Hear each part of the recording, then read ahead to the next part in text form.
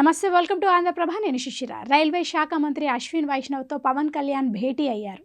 భేటీ అనంతరం deputy CM మాట్లాడుతూ railway శాఖ మంత్రితో విశాఖ రైల్వే జోన్ గురించి చర్చించినట్లు తెలిపారు. వైజాగ్ రైల్వే జోన్ పేరును వాల్తేరు జోన్గా మార్చినందుకు కృతజ్ఞతలు తెలిపినట్లు చెప్పారు. దేశంలో ఎన్నో కొత్త రైళ్లు వస్తున్నాయని, పిఠాపురానికి మహారాష్ట్ర నుంచి భక్తులు పెద్ద ఎత్తున వస్తుంటారని రైల్వే మంత్రికి తెలిపారు. శ్రీపాద శ్రీవల్లభ దేవాలయానికి భక్తులు వస్తారని మంత్రికి వివరించారు. పిఠాపురం మీదుగా వెళ్లే రైళ్లను అక్కడ ఆపాలని రైల్వే శాఖ మంత్రిని కోరారు.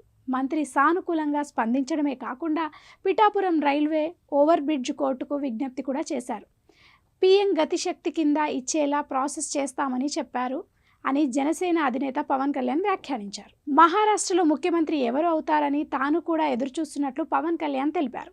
ఆర్థిక రాజధానిగా బలోపేతం కావాలని ఆకాంక్షించారు. ఉగ్రవాదులు దాడులు చేస్తే దేశం విలవిల్లాడుతుందన్నారు. ప్రస్తుతం సుస్థిరమైన ప్రభుత్వం మహారాష్ట్ర ఏర్పడిందన్నారు. మహారాష్ట్ర ఎన్నికల సందర్భంగా లాతూర్ ప్రచారంలో అక్కడి ప్రజలకు తాను ఒక హామీ ఇచ్చినట్లు పవన్ గుర్తు చేశారు. లాతూర్ నుంచి తిరుపతికి నేరుగా ఒక ట్రైన్ కావాలని చెప్పి పోటీ చేసిన వాళ్లతో పాటు ప్రజలు అడిగారని, ఈ అంశంపై కేంద్ర మంత్రితో ప్రస్తావించినట్లు తెలిపారు.